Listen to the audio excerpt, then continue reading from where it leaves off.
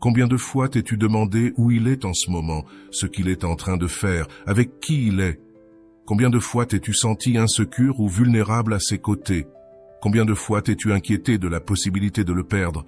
Mais lui, est-ce que tu crois qu'il ressent la même chose pour toi? Ou as-tu l'impression que si un jour tu ne l'appelles pas ou ne lui envoies pas ce message, il ne le remarquera même pas? As-tu déjà ressenti que tu pourrais disparaître de la carte et qu'il ne s'en apercevrait même pas? Tu sais de quoi je parle, n'est-ce pas? Tu connais ce sentiment qu'il te prend pour acquise, tu sais, comme s'il te tenait déjà et n'avait pas besoin de faire plus d'efforts avec toi. Mais et si on inversait les rôles? Et si c'était lui qui regardait sans cesse les notifications de son téléphone? Et si c'était lui qui ne cessait de penser à toi? Et si, pour une fois, c'était lui qui ressentait la peur de te perdre? Aujourd'hui, je vais partager avec toi 3 astuces brutales pour faire en sorte que cet homme auquel tu penses commence à t'apprécier et ait peur de te perdre. Arrête de lui donner tout cela auquel il est si habitué qu'il ne l'apprécie presque plus. Je vais te donner un exemple. Si tu vis dans un pays relativement développé, chaque matin, après avoir dormi à l'abri du froid, des prédateurs et d'autres dangers qui guettaient tes ancêtres, tu prépares ton petit déjeuner. Et en le faisant, tu profites de merveilles que les rois du passé n'auraient même pas pu imaginer. Gaz, électricité, eau courante, réfrigérateur et autres appareils électroménagers. Et que dirais-tu de cette vidéo? Si tu me regardes et m'écoutes, c'est parce que tu as un appareil connecté à Internet, quelque chose qui, il y a à peine quelques décennies, quand j'étais enfant, ne se voyait que dans des histoires de science-fiction. Ça, sans mentionner d'autres miracles comme vivre sur une planète où, parmi des millions de corps célestes, existent les conditions parfaites pour que toi et moi profitons de quelque chose d'aussi rare dans l'univers que la vie. Maintenant, dis-moi, honnêtement, combien de fois par jour apprécies-tu tout cela? Le problème, c'est que nous le tenons pour acquis, tout comme lui te prend pour acquise.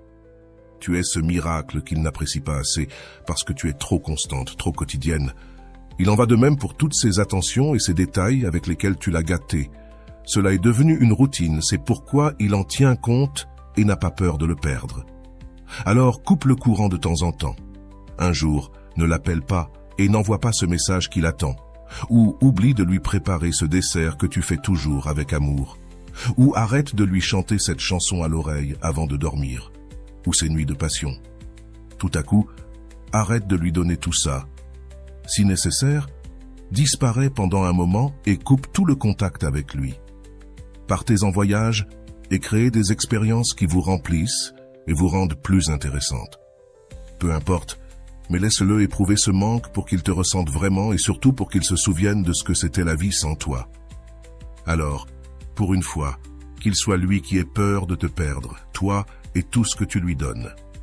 Fais-le se demander comment il va craindre de te perdre s'il est complètement sûr de t'avoir toujours.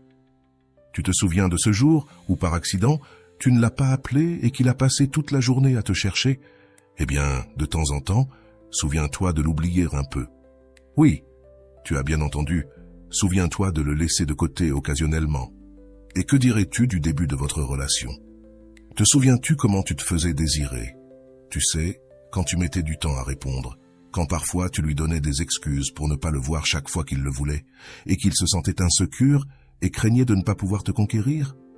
Et ma question est, si cela a fonctionné, alors pourquoi arrêter de le faire maintenant? Parce que tu vois, il est possible qu'il se sente avec toi comme s'il avait gagné un prix permanent. Au début, il s'est donné du mal, bien sûr, mais une fois le prix en main, il pense qu'il l'a pour toujours, n'est-ce pas? Eh bien non. Fais-lui comprendre par tes actions que votre relation est comme un contrat à durée déterminée. Si les deux sont satisfaits, ils se renouvellent. Mais si l'un ne répond pas aux attentes, il ne se renouvelle pas. Et tu ne fais pas ça juste pour toi, tu le fais aussi pour lui. Parce que, réfléchis bien, qu'est-ce qui excite généralement les hommes? Les sports de compétition, les jeux vidéo, les aventures, la chasse, les films d'action, les super-héros, les missions impossibles d'espions. En un mot, le défi. Les hommes adorent les défis. Mais bien sûr, si tu lui envoies constamment des messages, si tu lui demandes toujours pardon après une dispute ou même sans avoir disputé, que pense-t-il? Eh bien, il pense qu'il t'a sans avoir besoin de faire d'efforts, qu'il n'y a pas de défi. Et cela détruit évidemment votre relation et empêche qu'il ressente la moindre peur de te perdre. Donc, tu dois ressentir cette incertitude et ce défi chaque jour. Il doit être clair pour lui que tes sentiments ne sont pas garantis. Si besoin, je ne sais pas, envoie-toi des fleurs à toi-même comme si elles venaient d'un admirateur anonyme pour que ton gars ressente que tu es un prix précieux, quelque chose que beaucoup d'hommes souhaitent avoir. Cela dit, si tu utilises la jalousie, souviens-toi que c'est une arme à double tranchant. Donc, je te recommande de l'utiliser comme je te l'enseigne dans cette vidéo. Mais d'une manière ou d'une autre, fais en sorte qu'il se questionne, qu'il prenne conscience de tes limites. Je vous serai extrêmement reconnaissant si vous appuyez sur le pouce levé, car cela m'aiderait à faire connaître cette philosophie à plus de personnes. Si vous ne voulez manquer aucune vidéo, abonnez-vous et activez la cloche. As-tu déjà pensé pourquoi ta vie amoureuse ne ressemble pas aux histoires de films et aux chansons romantiques? C'est parce que dans ces histoires, on te montre que les hommes sont comme toi, mais avec quelques différences physiques. La vérité, c'est que l'homme est un être complètement distinct. Pour des raisons évolutives, ils ont besoin de règles. Pense à un sport, un jeu ou un hobby qui passionne les hommes et qui n'a pas de règles claires. C'est difficile, n'est-ce pas? Pour mieux comprendre, projetons-nous au Paléolithique, cette période à laquelle nous sommes encore génétiquement et émotionnellement adaptés. Observe nos ancêtres, les hommes et les femmes préhistoriques. Que faisaient-ils? Pendant que les femmes restaient près de la grotte, récoltant et s'occupant des enfants, les hommes sortaient chasser ou se battre. Pour cette raison, il était crucial pour elles de créer des liens émotionnels qui garantissaient, par exemple, qu'une voisine prenne soin de ton enfant quand tu ne pouvais pas. C'est pourquoi, pour toi qui as hérité de ces caractéristiques, les émotions des personnes qui t'entourent sont si importantes. Tu valorises des choses comme l'empathie, l'intuition, la connexion. Mais eux, je te le dirai clairement, les émotions sont importantes. Cependant, si tu es en train de chasser un mammouth avec ton groupe et que vous avez décidé que Pépé distraira l'animal pendant que Juan le fera tomber dans le piège pour que Paco lui plante la lance, la dernière chose dont tu as besoin est que quelqu'un échoue.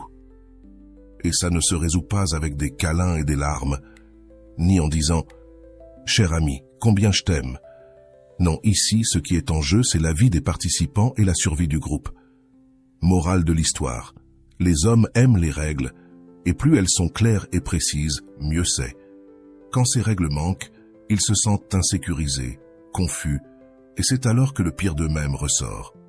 C'est pourquoi, si ton partenaire perçoit que tu manques de principes clairs, rappelle-toi que les principes viennent toujours avec des limites. Il inspirera moins confiance et respect. Ainsi, commence à te poser des questions. Qui es-tu? Que valorises-tu vraiment? Qu'est-ce qui est fondamental pour toi? Quelles sont ces limites que personne ne peut franchir sans te perdre? Car, loin de l'éloigner, si tu es vraiment compatible avec un homme, plus il verra que tu as des valeurs solides et donc des règles et des limites qui ne peuvent être transgressées, plus il sentira qu'il te connaît et qu'il peut avoir confiance en toi. Par exemple, j'ai un engagement envers le bien-être extrême. Si je rencontre une femme qui prend soin d'elle et qui s'aime réellement et qui ne permet à personne, y compris moi-même, de la détourner de son chemin, crois-tu que cela m'attirera plus ou moins avec le temps? Je dois voir que ce sont ses règles, basées sur des valeurs qui lui importent vraiment. Si, en revanche, elle me montre que ce n'est qu'un jeu, qu'elle n'applique pas cela dans sa propre vie et qu'elle ne le suit que quand elle est avec moi, sais-tu que, pendant un temps, peut-être que moi aussi, je ne la voudrais que pour un temps? Mais crois-tu que je la considérerais comme une partenaire à long terme? Dans ton cas, quelles sont tes limites sacrées? Ce projet que tu es en train de développer, ta carrière professionnelle, tes enfants, un membre de ta famille dont tu prends soin, la loyauté, ta paix mentale, ta santé? Je ne sais pas, dis-le-moi, mais sois cohérent. Car si tu dis que le repos et la déconnexion sont sacrés pour toi, mais que chaque fois qu'il t'appelle ivre à 3 heures du matin, tu réponds immédiatement parce que tu dors avec le téléphone allumé sous l'oreiller, à qui essaies-tu de faire croire cela? Crois-tu qu'il va craindre de te perdre ainsi? Développe des principes que tu valorises réellement.